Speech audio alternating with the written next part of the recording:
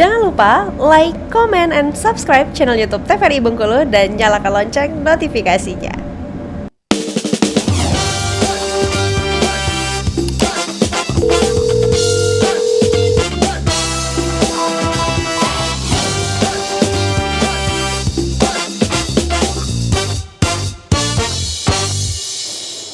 Ya pemirsa, kembali lagi tentunya di Dokter Kito bersama Kita Sehat. Nah, Dokter Wenti tadi sempat aku menanyakan mengenai pemeriksaan getah bening di area ketiak. Itu apakah mungkin foam itu akan berada di sana atau seperti apa nih dokter? Ya, jadi bukan foamnya yang berada di sana, tapi itu bisa berimbas terjadinya pembesaran kelenjar getah bening karena tadi proses hormonal tadi ya. Dan pembesaran kelenjar getah bening juga bukan hanya karena proses dari foam tadi ya, bisa karena proses infeksi juga bisa terjadi pembesaran dan sifatnya bisa mengecil dan membesar. Baik dokter, boleh kembali. Ya.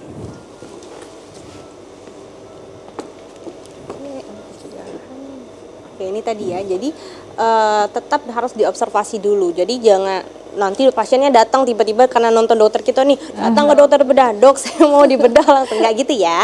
Jadi prosesnya nanti akan ada prosesnya, akan ada tahapannya, dilakukan pemeriksaan dulu karena dokter bedahnya juga akan memeriksa sendiri nanti pasiennya benar atau tidak. Jadi tidak karena hanya dengar diagnosa foam langsung operasi nih, besok operasi gitu enggak ya. Enggak seperti itu. Kita harus memastikan dengan benar-benar karena apapun kondisinya, operasi itu memiliki resiko yang tinggi ya. Semua operasi akan beresiko. Jadi tentu saja harus dilakukan dengan seksama dan cermat ya. Oke, pencegahannya. Jadi sampai dengan saat ini kita belum tahu penyebab pasti dari si foam tadi ya. Masih dugaan sementara adalah terkait dengan hormonal, yaitu hormon estrogen ya. Nah, jadi pencegahannya apa? Yang pertama adalah ketika berusia 20 tahun dianjurkan untuk melakukan pemeriksaan payudara sendiri atau sadari tadi.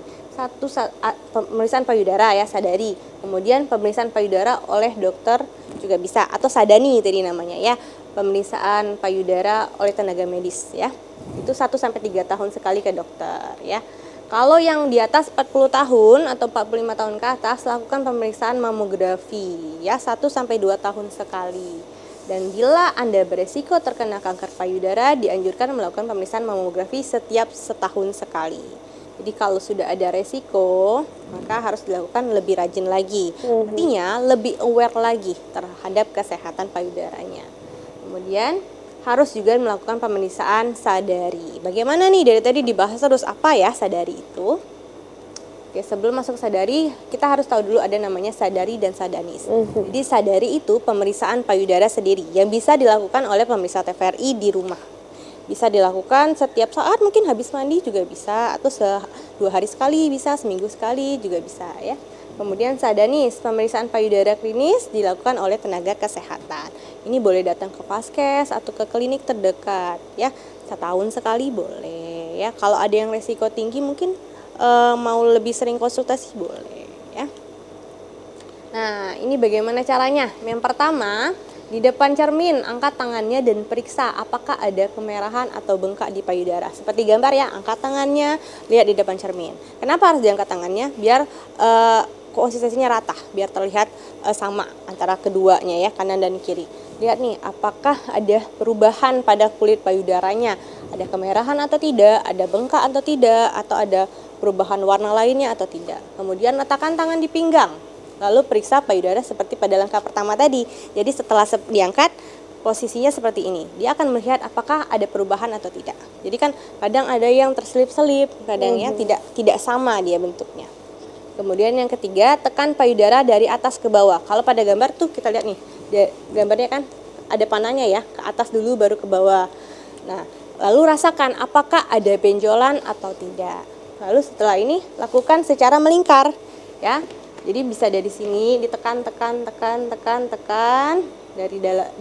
dari luar ke dalam, ditekan lalu rasakan ada benjolan enggak. Kalau ada benjolan, tadi raba konsistensinya, bentuknya, kemudian apakah dia bisa digerakkan atau tidak.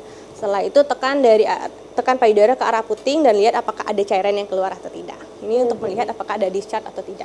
Itu kan tadi berdiri ya. Yang selanjutnya adalah posisi berbaring. Bagaimana caranya? Berbaring, lalu tekan kembali payudara secara melingkar. Jangan lupa apa yang harus dinilai, bentuknya, konsistensinya, batasnya, kemudian pergerakannya. Apakah dia bisa digerakkan atau sepertinya lengket seperti itu ya. Kemudian batasnya tegas atau tidak. Lalu berapa jumlahnya dan kira-kira ukurannya. Itu akan bisa dirasakan oleh diri sendiri. Ya. Lalu nanti kalau misalnya teraba, harus dikonsultasikan segera ke vaskes terdekat. Nah, untuk pengecekannya sendiri itu ada waktu yang memang benar-benar baik untuk diperiksa atau tidak nih dokter? Tapi tahan dulu, nanti kita akan kembali lagi setelah jeda berikut ini. Tetap di Dokter Kita.